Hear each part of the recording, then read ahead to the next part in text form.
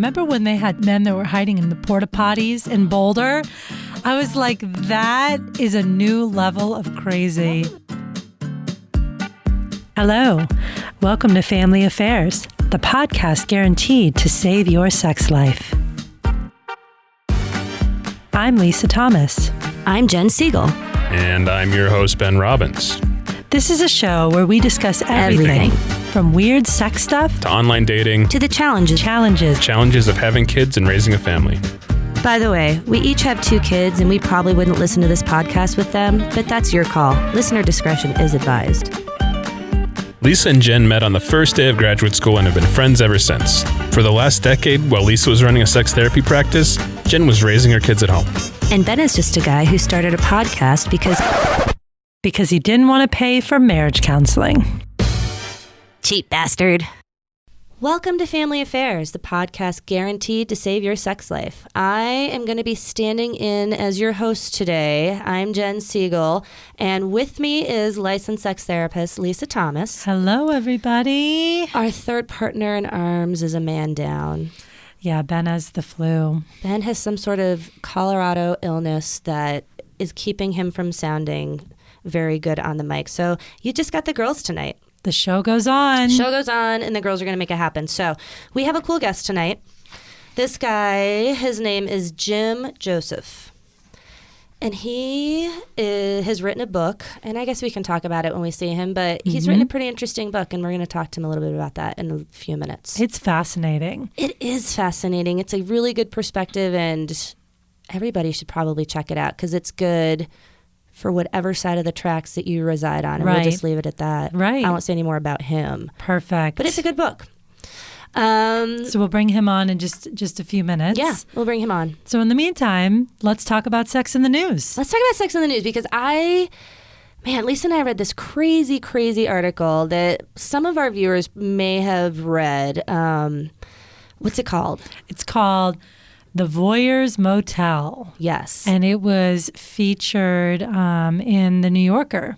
It's featured, so there's like a, excuse me, there's a portion of it in the New Yorker, and that's just a part of the larger novel that Gay Talese has written about this thing. And we find it so interesting because it happened right here in Denver in like the 60s and 70s at this motel that I'm sure we've all driven by multiple times. I've been in that motel. You've been in that motel. I've been in that motel because when I worked for the county, I would have families that were placed to stay at that motel. So I did child welfare visits. Oh, Lord. In that motel, but it was in it was in the 2000s. So it was after the motel had changed hands. Okay. So in this particular article, tell us what was going on in the motel, Jen. So there was this guy who bought this. He was from like Alt, Colorado, lived on a farm, bought this motel in like the 60s. He and his wife bought it together with the express interest. He was an extreme voyeur. So he bought this motel and outfitted like at least half the rooms with like shag carpet and these. I didn't totally understand. So wait, I will read it. Oh, read it. It says, with the assistance of his wife, he cut rectangular holes measuring 6 by 14 inches in the ceilings of more than a dozen rooms. He then covered the openings with aluminum screens that looked like ventilation grills but were actually observation vents that allowed him, while he knelt in the attic, to see his guests in the room below. He watched them for decades while keeping an exhaustive written record of what he saw and heard. Never once during all those years was he caught. So that's the interesting thing about it to me. This guy didn't do this because he just wanted to go up there and jerk off to people having sex or whatever it is. He actually thought he was better than like the Kinseys. He thought he was doing more important, better research like than Kinsey. Like a sexual study. Because he said they didn't know that they were being observed, so they were in their natural state and they had no qualms about it.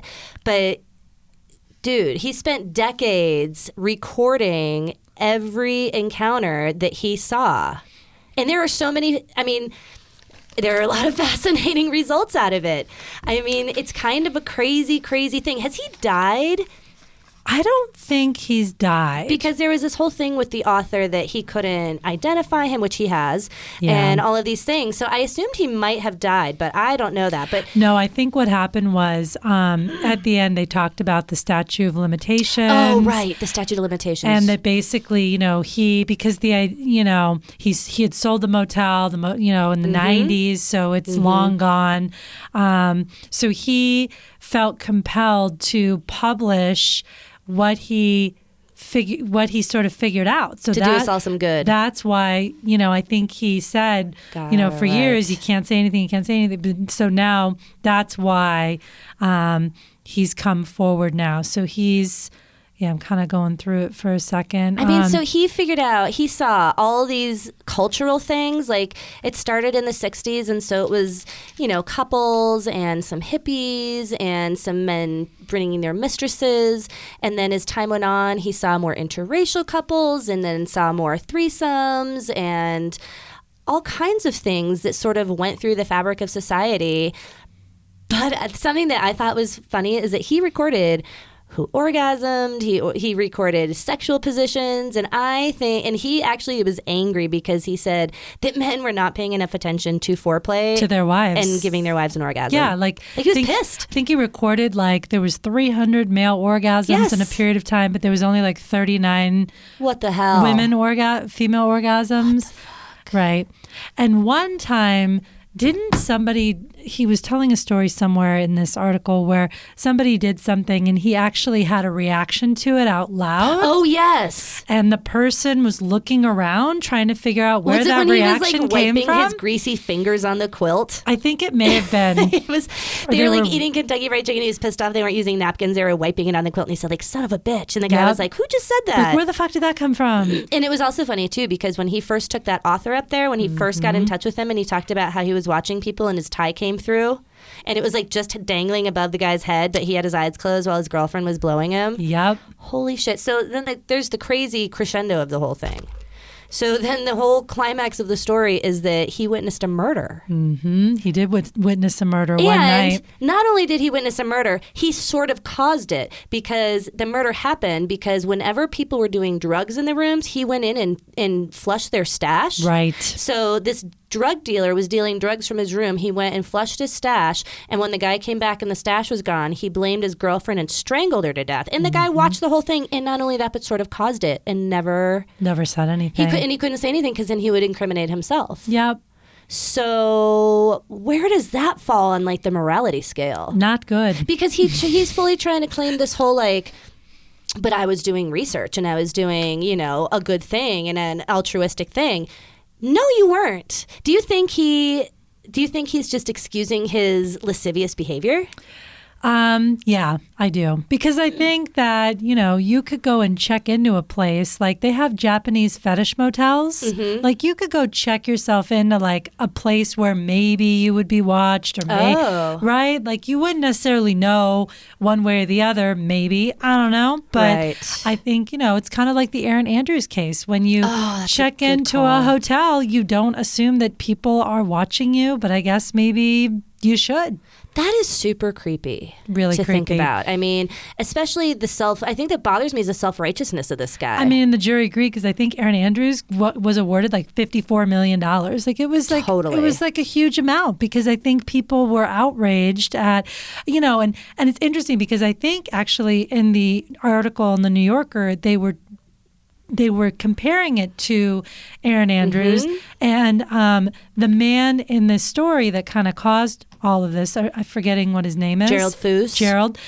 Gerald sort of said, well, I never took it to the next level. What separates my case from the Erin Andrews case is I never put my victims on the internet or I never exposed them. Oh, right. Even though I sort of think, well, they were exposed to you. I agree. So even if you didn't sell the information or use the information in any way, it's still kind of not I don't think kosher. it's a victimless crime. I don't think it's kosher. I don't think it is either. And I think that Erin Andrews, pardon me, I think that Erin Andrews example is a really good example because I think the hotel had some culpability in that as well because this guy was allowed to continuously call the hotel she was in and asked to be placed in the room directly next to her. I mean, like, what is that? And why would you do that, especially when it's somebody, and maybe not everybody knows who Erin Andrews is. I'm not sure if I was a hotel clerk, I would. However, somebody who's not related to you, somebody who, I mean, it just seems odd. Seems a little and weird. And that you would just be like, sure, no problem. Or I would think, like, if you're a clerk checking in, wouldn't you mention to Erin Andrews, like, hey, this guy wants to be next to you. That's an His even name better is point. Da-da-da. Like, why did that never happen? I'm sure that came up in the case. I'm sure it came up in the case. But right, I mean,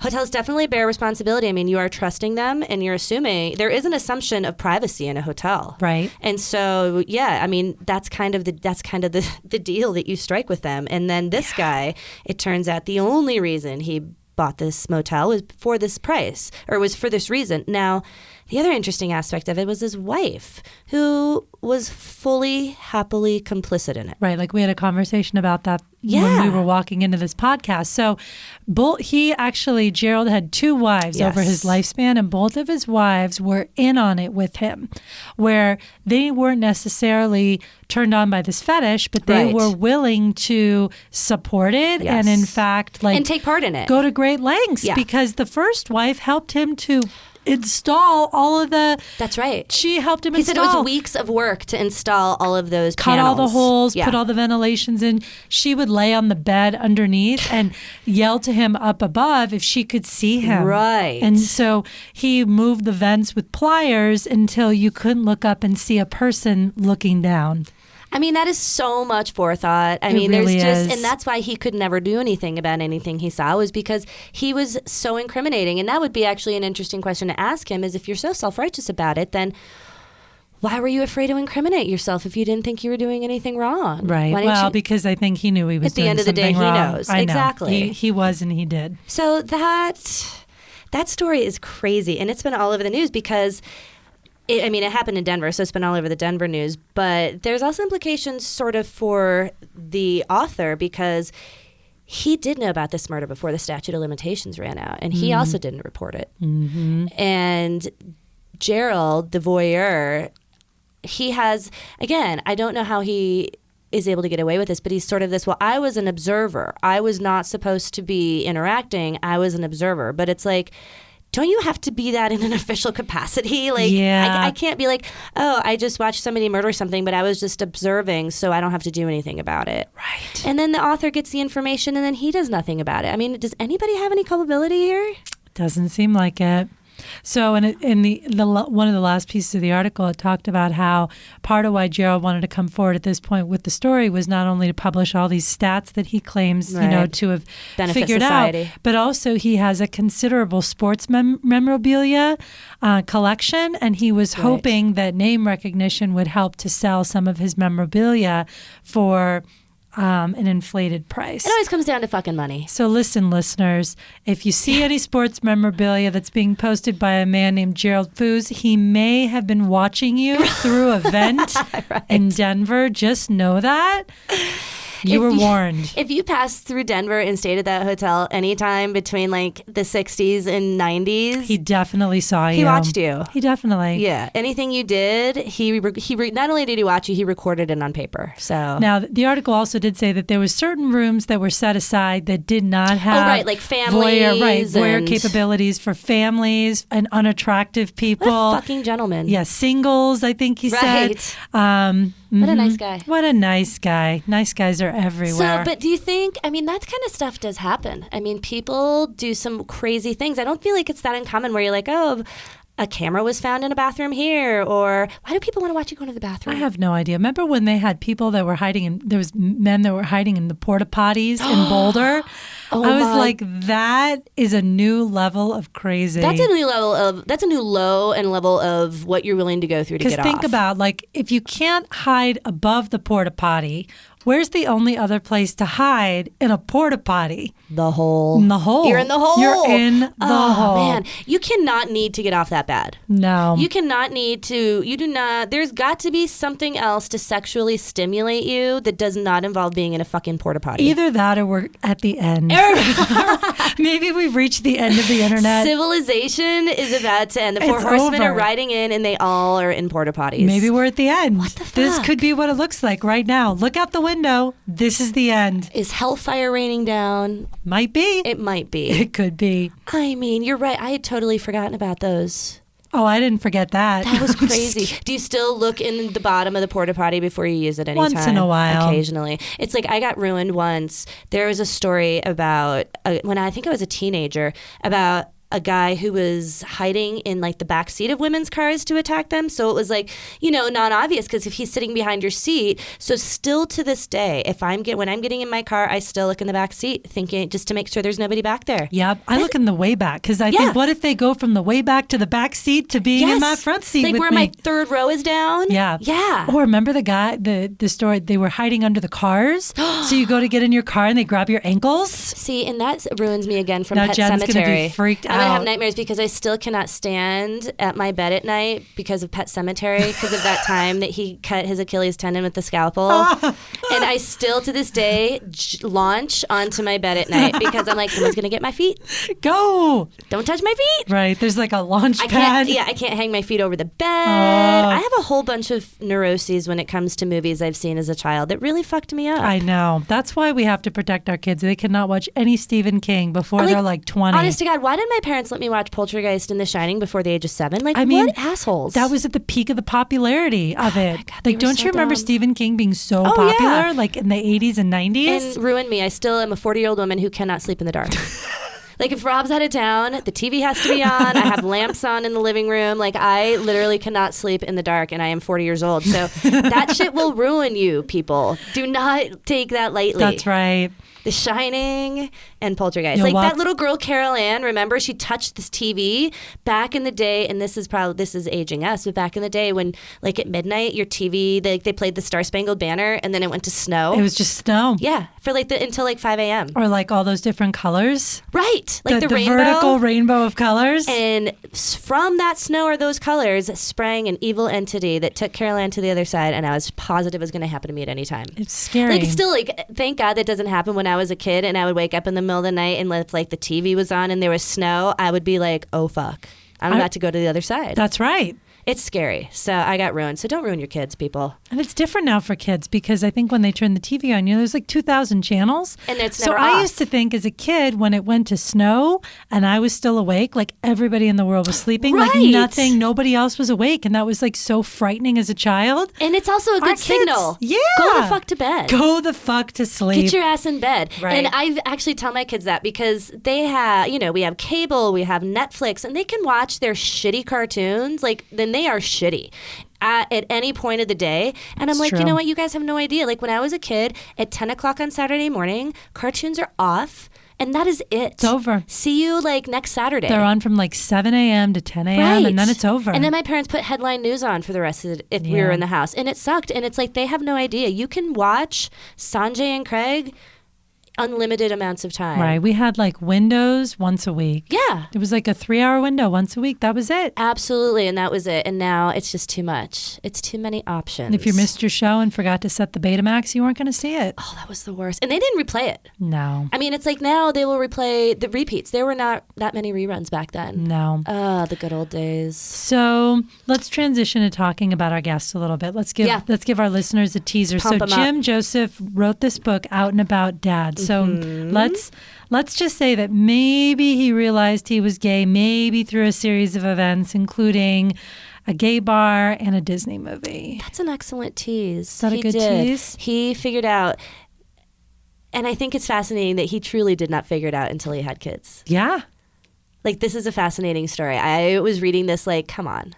But then as you read through it, it's like, oh, no, it really happened like that. And I cannot wait to sort of hear the story. Right. It's going to be a good one. Because I don't know, it's sort of like that thing. I think it is more uncommon as people get older that they sort of discover that they're gay. We sort of think of it as being like a young person's, thing to figure out. Right. But so that's what makes this so interesting. It is, because I feel like in this day and age, we kind of have a lot of good gay role models. I don't think anybody isn't familiar with people who are gay or know people who are gay or have people in their family who are gay or friends or whatever. I feel like it's really common, but I don't think that was the case 20 years ago. No. And if you didn't live in a pretty urban setting, it was probably fairly odd to you. And you might not even been aware of it. Right. Like maybe never even have seen or known a gay person. Right, which seems crazy in this day and age. But in like the 80s and 90s, I don't think it was. And especially like you think about pre-internet, post-AIDS. Yeah. That was a tough time to be gay. Yeah. AIDS, you were going to die from AIDS, but you didn't know anybody else who was doing what you were doing. It was a really tough time. So, and you better live in New York City or San Francisco. Exactly. Or you're basically alone. When we come back from the break, we'll have Jim Joseph here with us. Back in a minute. Ooh. Ooh.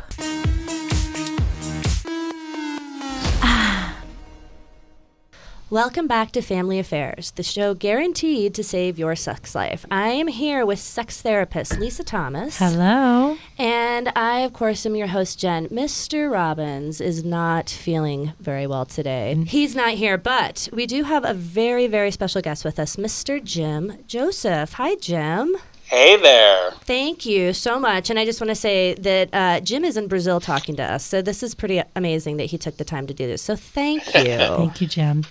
My pleasure. So Jim wrote a pretty impressive book called Out and About Dad. I just want to also say really quick that Jim has also written a lot of other books pertaining to marketing. And so you may know him from some other books, but the book that we're interested in talking to him about today is called Out and About Dad. Jim, what was it like to write this book? It wasn't easy, I have to say. I kind of got talked into it. I mean, it's all about my journey as a married and then divorced and then single and then gay and then partnered father from a time when none of that was ever acknowledged, ever talked about at all. And I kind of had to get talked into talking about it. But then once I started writing, it just sort of flowed out of me. Who talked you into it? A very good friend of mine who I have worked with for years but became friends with, who has a lot of gay friends, who has a lot of gay friends that are dads, said, this is a story that you have to tell. It's so relatable. It's so motivating. A lot of people will find solace in it. And she talked me into it. So I started writing it, not knowing if I would actually publish it. And then I was happy with it when it finished. So I said, you know what? I'm going to close my eyes and let it happen. See what happens. Well, we're glad you did. So maybe walk our listeners through kind of the process, because what you just described is like 4 different lifetimes, right? Right. It is. Like some people don't even live one of those lives, and you have lived kind of all these different facets. So walk us through the process. So growing up, sexuality, meeting your wife, like kind of just walk us through kind of the steps of what happened. Yeah, I think the best way to sort of phrase it is I was a good boy. I did what I was supposed to do. I grew up in upstate New York in Syracuse, and in the 70s and in the 80s, and boys dated girls. That's what we did. And I never stopped to think about it. I never questioned it. I never had any of those tingly feelings that might have alerted me that that's not what I wanted. So I dated, and then kind of fell into a pattern, and all my friends were getting serious and getting engaged and getting married and having kids, and that's what we were supposed to do. So that's what I did, and I was a good boy. That's like the best way I can sort of sum it up. You towed the line. I towed the line, and there were no role models. There was nobody. There was no Andy Cohen. There was no reality TV that you could point to and say, no, wait a minute, that's me over there, not over here. Did you know anyone that was gay? Were you close with anyone that came out as you were getting old? I think that's part of the problem is I lived such a sheltered life that I didn't I didn't even know what it was until I think I was like a senior in college. It was the first time I heard the phrase even. Really? So I had no connection to it. And it really wasn't until my marriage fell apart and had that kind of crisis that I realized, well, what do I want? What do I really want? And that's when I started thinking about what I really wanted. That is so interesting. So talk a little bit about that. Nobody believes me. They're all like, "Oh, come on! You had an affair. You were in a fraternity. You had the little closet rendezvous." I'm like, "No, never. I wish I had actually." It would have probably made life easier. I think that is probably one of the most fascinating aspects of the book, and it definitely gave me pause when I was reading it, because you say truly, honest to God, truly, until you were facing the end of your marriage, you had absolutely no clue that you might be gay and interested in men. Yeah, I was just on a path. I was on a path of what I wanted in my career. I was on a path of what I wanted from a family. I wanted to be a dad. I mean, I wanted to be a dad, and that's what you had to do to be a dad back then. And you had that laser focus, which has kind of gone through your work ethic as well, but it seems like you just were sort of laser focused on the end goal, and that's what you were going to do. That's what I did. Yeah, that's exactly. what you did. So getting into the marriage with your now ex-wife, was the focus of getting married, like, let's have kids right away, and she was going to be the stay-at-home mom? Like, kind of set that up a little bit for our listeners. Yeah, it was a lot of fun, I have to say. We went to college together. Yeah. She was a couple years younger than me, so we didn't meet until I was a senior, and she still had a couple years left. We had this huge circle of friends that then kind of carried on after college. Mm-hmm. We traveled together. We visited each other. I mean, it was a party that, there was nothing not to like at all. I mean, we were surrounded by good friends. We watched them get married and have kids. So of course, that's what we did. That's what you were supposed to do. And it was fun. I mean, honestly, when I look back at those times, I don't say, wow, I was miserable. I was not miserable at all. I was having a blast. It sounds like it was. It was kind of like a big party. Like everyone was hanging out and everybody was in a group. Like it was fun. It sounds like it was a really good time. Exactly. And you know what? I always liked hanging around with women, and I always liked hanging around with men. So what was not to like, Right, right. Well, it's funny, the way I characterized it, I was writing some notes and some questions, and I said that you realized you were gay through a series of events, including some friends, a gay bar, and a Disney movie. That was my summary of how I saw it. Do you think that's a fairly accurate description? It was a Disney movie that finally pushed me over the edge, but... I thought that was interesting. You should tell that story. I thought that was a great story. Well, it's funny because my marriage started to fall apart, and I really started thinking about, what do I really want? And, the universe, or maybe I manipulated it, who knows? The universe put me in touch with a couple guys that I was friendly with at work, who I figured out over time happened to be gay, who I figured out over time happened to be dating. I think they figured it out before I did, and they just kind of put me in the right place at the right time. That's interesting. And, I walked into a gay bar with them in New York. I'd never been to a gay bar. They asked me if I wanted to go, and I said, sure, And I just saw myself replicated by about 1,000 other guys. Wow. And I had never, up until that point, I had never seen myself in a gay person. And all of a sudden, I saw a sea of people that were just like me. And was that like a thunderbolt? It really rocked my boat. Yeah, that must have been a shocking moment for you. Shocking, but also comforting. Oddly comfortable. I wasn't sexually turned on at all. I mean, I saw a lot of guys that I thought were, quite handsome, but at that point, I wasn't even in that space. Right. Mm-hmm. I was just comfortable. For the first time in forever, I was comfortable. I felt like I was in my zone. You were home. And and I looked around and I was like, I think this is kind of what I want. But I still wasn't processing it that articulately. I didn't have that kind of clarity. And literally a week or two later, I was home with the kids on a Saturday, running out of options to keep them occupied, and put on the Disney movie, The Little Mermaid, which was my daughter's favorite movie at the time. She knew knew every word to every song. She danced and acted out the whole movie. And that song from Ariel, it sounds so cheesy. I'm embarrassed to even say it out loud.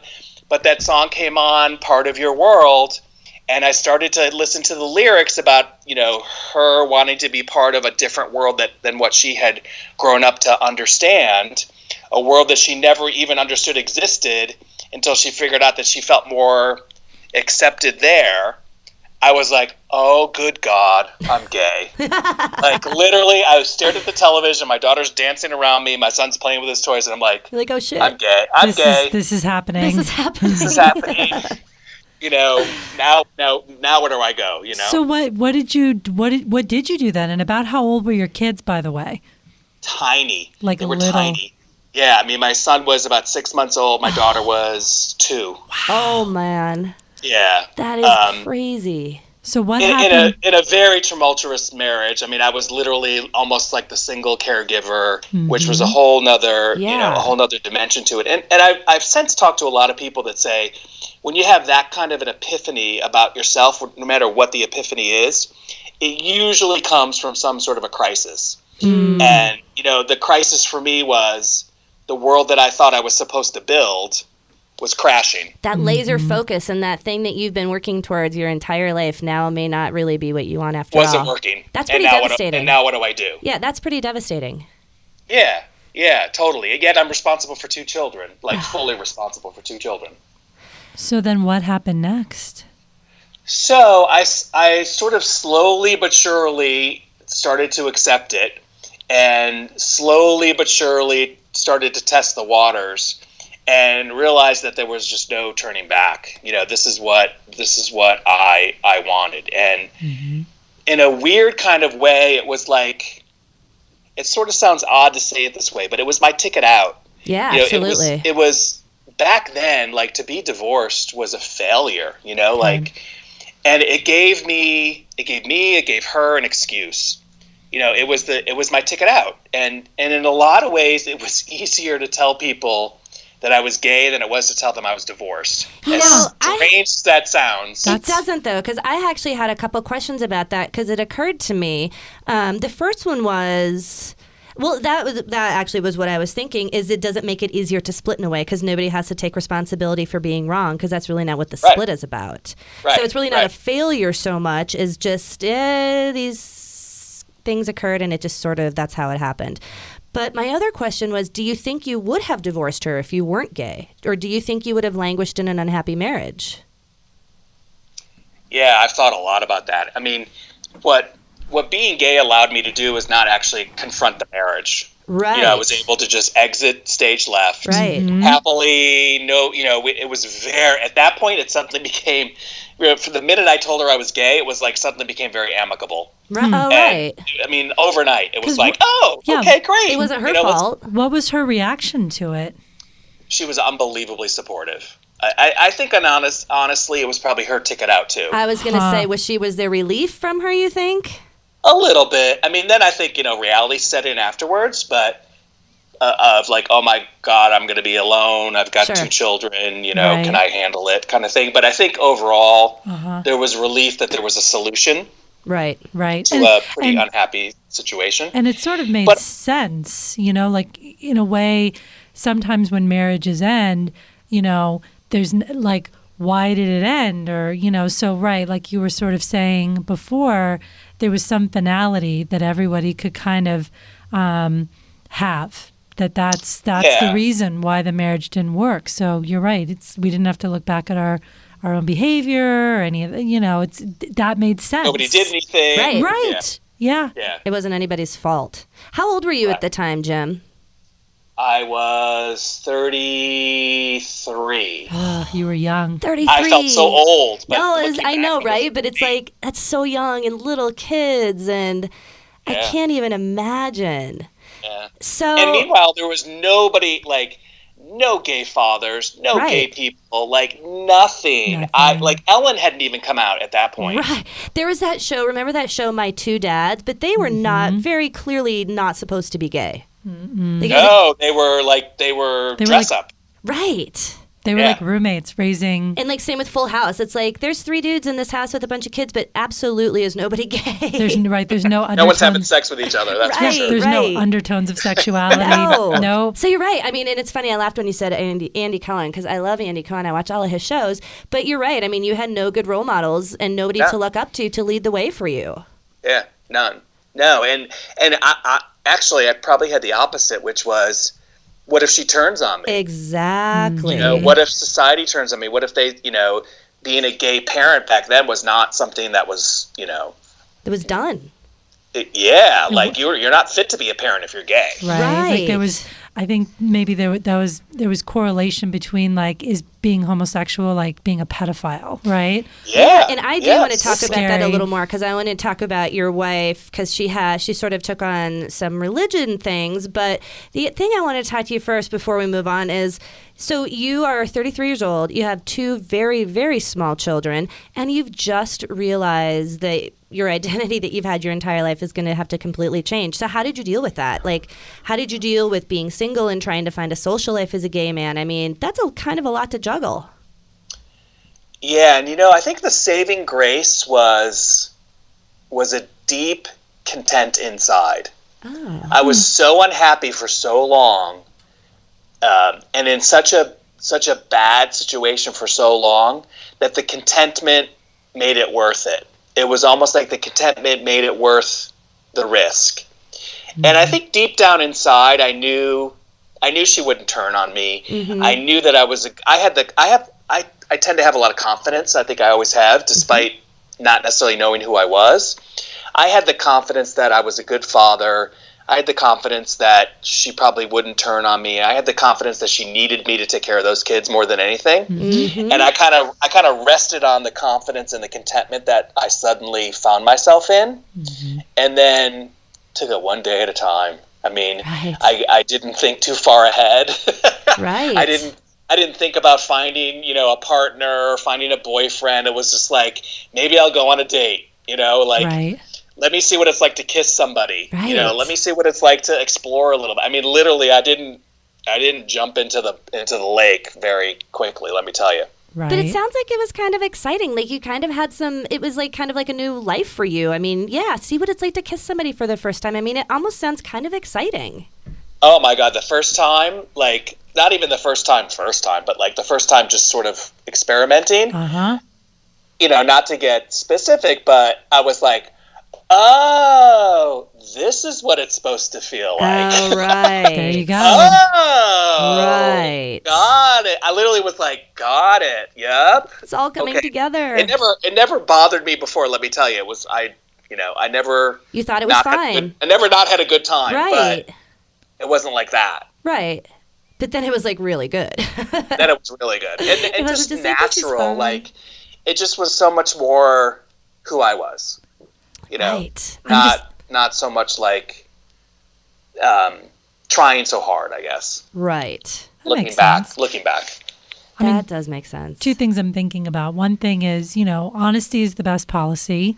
Yep. And the truth will set you free. Oh, yeah. Absolutely. So that sort of sounds like what you're saying. Like finally, you know, you just felt this freedom about you that you really had never felt before in your life. Well, and honesty is the best policy, but part of that comes with trying to be as honest with yourself as possible. We tend to think about honesty as how you are with other people, and that's certainly huge. But you have to be honest with yourself too. Like what's going to make you happy? What do you want out of life? Like you got to be honest with yourself first before you can be honest with anybody else. Right. And absolutely. I think, you know, every day we live, it's like you evolve more as a person. You learn more about yourself. I mean, at 33, you know, you're still learning about yourself. You're still learning a lot about yourself. Gosh, like you had limited experiences up to that point of what, you know, life. So, I mean, even if you know and feel comfortable in your sexuality at 33, there's still a whole life ahead of you that you don't even know about. Yeah. Oh, yeah.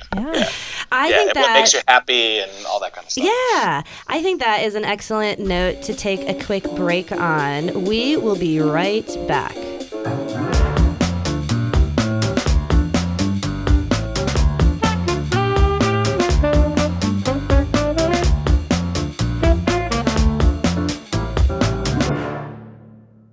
back to Family Affairs, the podcast guaranteed to save your sex life. I'm your host for the day, Jen Siegel, here with licensed sex therapist Lisa Thomas. Hey, everybody. And our excellent guest, Jim Joseph. We're talking about his book, Out and About Dad. Welcome back, Jim. So good to be here. So just before we left, we were kind of getting to talk about some of the fears you had with your wife, and it sounds like you all were able to sort of amicably part, but I definitely got the feeling from your book there are some nerve-wracking times. Tell us a little bit what that was like for you. Yeah, I mean, back then, society was not on the father's side by any stretch of the imagination. The assumption was always that the mother is the primary caregiver, and maybe dad gets visitation rights. Right, but the courts pretty much gave all custody to moms, right? Completely. But and here we have a gay father on right. top of it, let alone just a guy. And luckily I had great advice from a lawyer, and I pushed to get primary custody.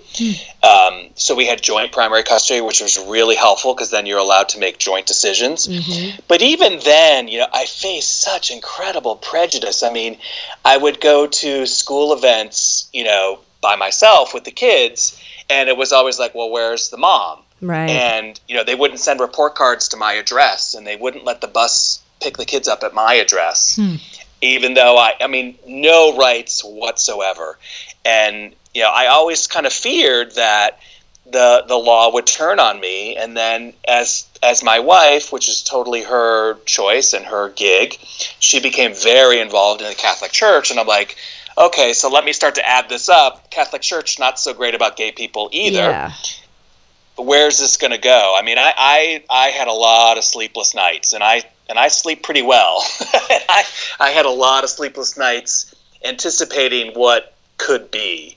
I tend to be a planner, so I planned out every scenario in my head. Thank God nothing ever came of any of it.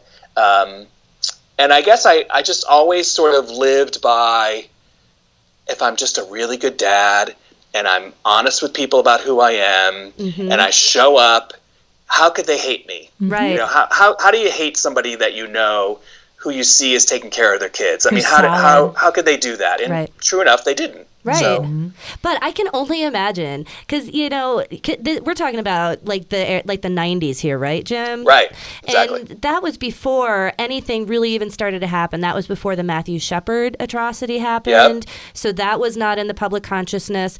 And then your wife goes ahead and becomes a strict Catholic, and your kids are going to Catholic school.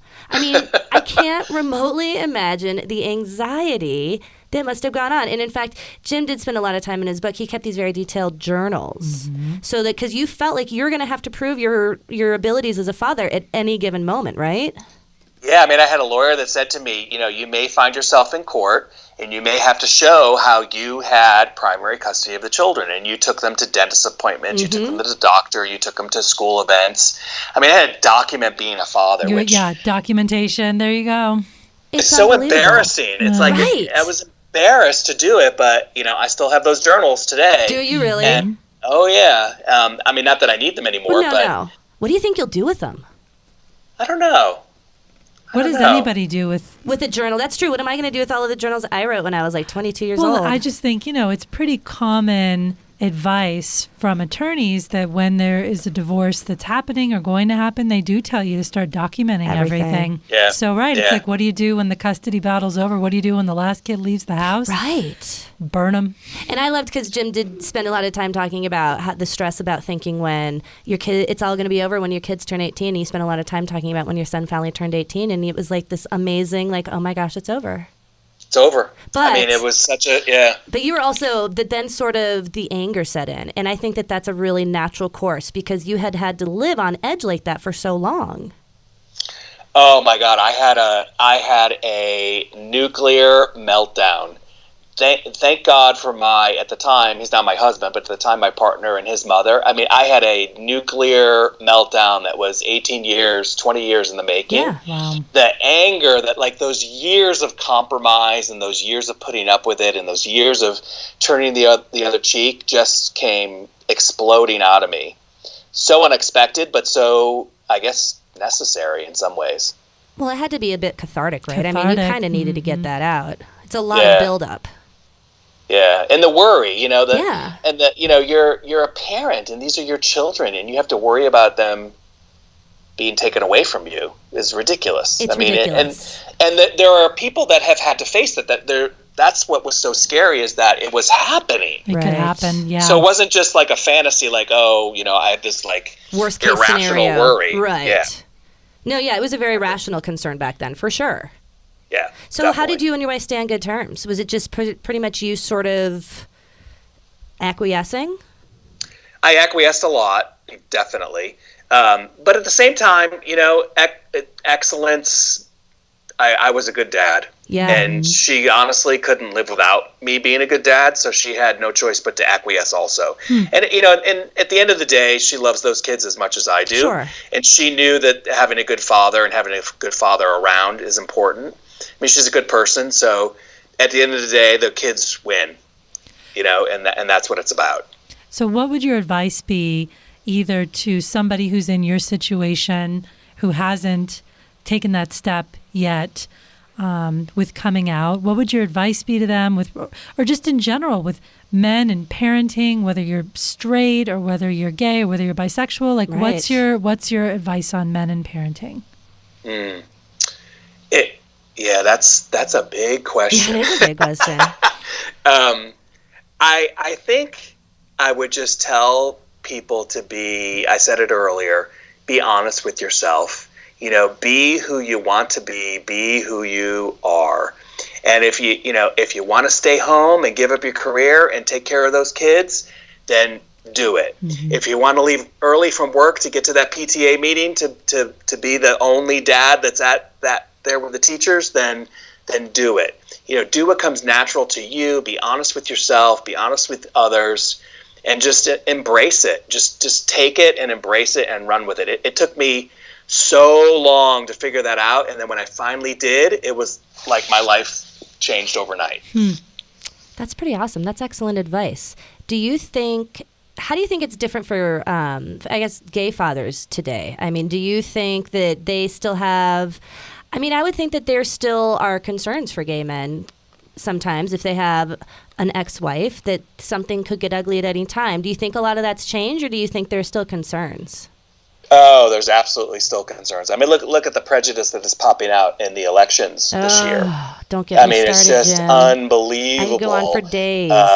To the point where, there was a while where I really even questioned writing my book. I'm like, is this just old news that people have to worry about this stuff? Huh. And then you hear what comes out of people's mouths about, denying service and judging their ability to be a parent. And it's just like, we're still facing it. Yep. The good news is now we have role models, and people can, younger guys, younger women can look to people and say, you know what, I am like that, and look how successful they are, and look what a great parent they are, and look what a great contributor they are to society, and I want to be like that, and I can relate to it, and that's excellence that I'm looking at, and I want to be just as excellent as they are. Mm-hmm. That's a huge, huge advancement in society, and it's not about being gay, it's not about being anything, it's about being a human being. Right. And that's a big, big advancement. How awesome would it have been? That's why I wrote the book, to be like a bit of let me give a window to somebody who's struggling with it, if it'll help them. And it will. I mean, and it will. How nice would it have been if Neil Patrick Harris and his husband were around in the 90s? Oh my God, it would have been totally different. I mean, it would have been totally different. There are a lot of legitimate role models out there for people these days to actually say, yeah, that's pretty doable. Mm-hmm. And so on the other side of the coin, though, so it has gotten more acceptable for gay men to be fathers. And I think even talking about sort of men and parenting, I think that men are much more involved in just the parenting cycle these days than they used to be. Oh, absolutely. It's funny because back in the day when I was going through it, I could never relate with the other women because they had their coffee clutches and they had the little cliques, and I never fit into that. I didn't fit in with the working moms either because, I was a guy and I was probably a threat at work. But you know what? There were this very rare bird back then called the stay-at-home dad. Yeah. There were like literally 3 of them probably in the entire country. In the whole universe. Right. They embraced me. It was so interesting that those were the guys who were like, "Hey, I'll pick up your kids after the swim meet. Let's have coffee Can I after." help you? Like Right. they got it, They and got I it. got them. And and now there are all these support groups for guys that are either stay-at-home fathers Yeah. or super active fathers. Like it's okay to be a dad, and it's okay to be hugging your kids and posting pictures on Right. Facebook and doing the grocery shopping and doing the cooking, and it's okay. It's totally acceptable. In fact, there's nothing wrong with it. And the kids aren't going to suffer and be horrible, creatures as a result. I mean, Wow. that's just amazing. And that's not about being anything. That's just about being, again, it's about being human. And I agree and being with that. raised by a dad is just as good as being raised by a mom.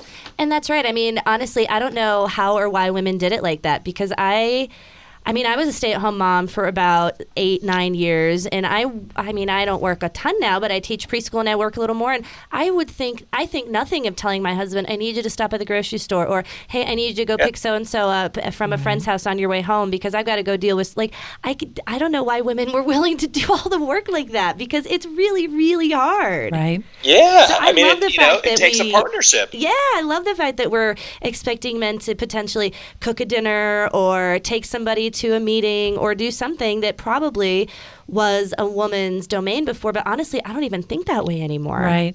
Well, and now I was thinking about, too, how we really have 2 decades worth of information on children that have been raised with gay parents. Right. And how they are not serial killers. Right. They are very productive members of society. In fact, they're Right. some of the brightest human beings we have because they came from a place of nothing but love. Like They were wanted. They were wanted. Like, you have and to fight to have children if you're gay. Like, Right. these kids really were wanted. Wanted and parented. And see, and I agree.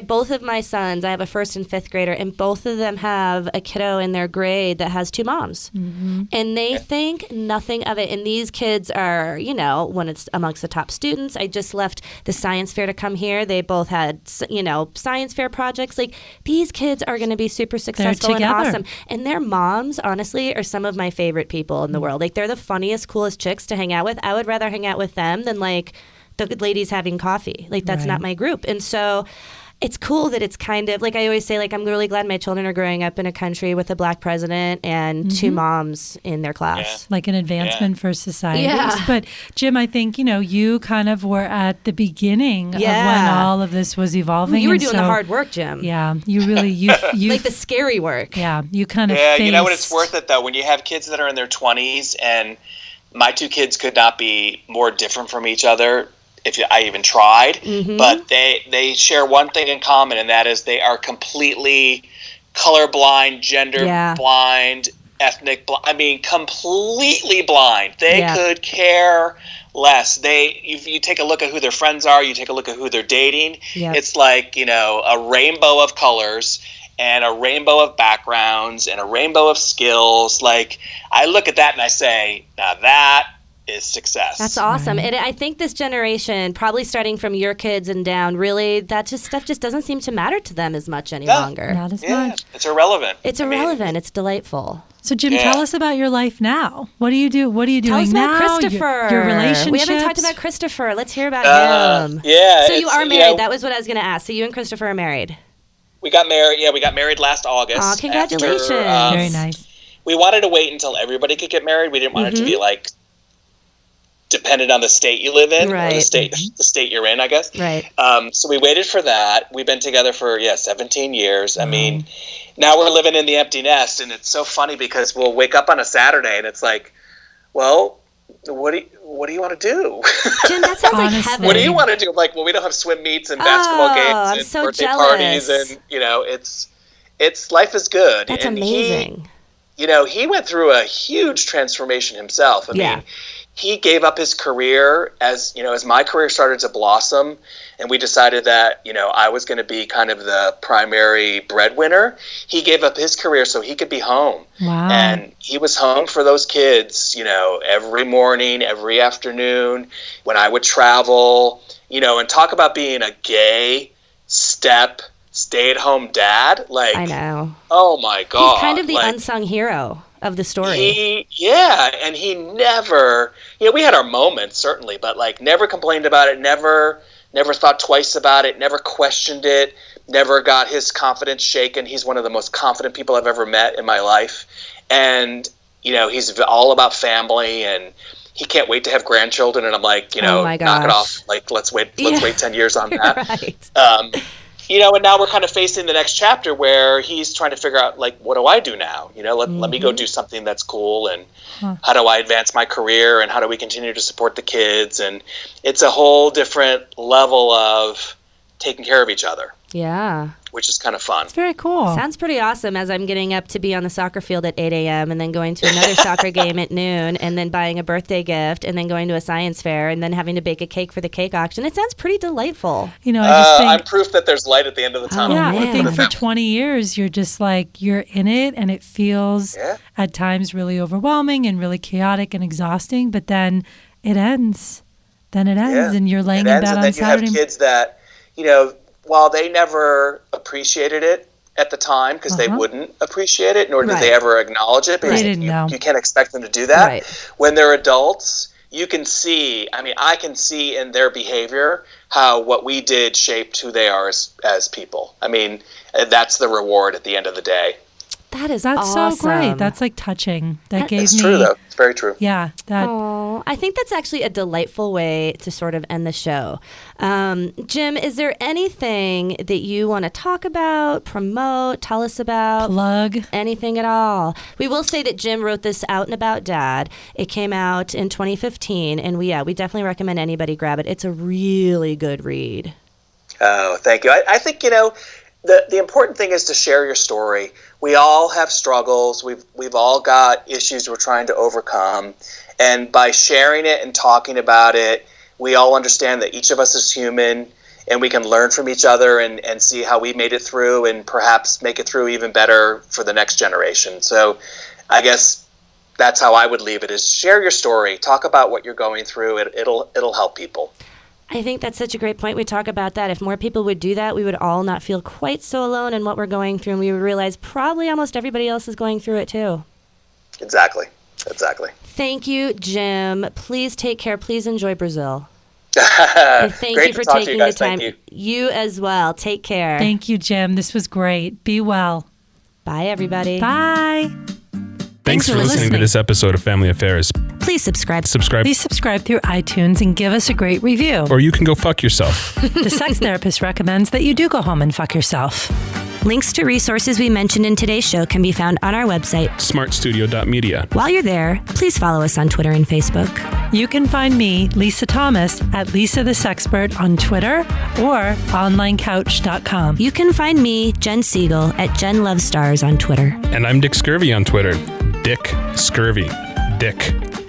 By the way, if you have any questions or stories to share, please feel free to email us at familyaffairs@smartstudio.media. The views expressed in this program are those of the participants appearing on the show, and not those of Smart Studio or its employees. Come back and see what we talk about next week. Please tune in next week for another great episode. See you next week. Bye.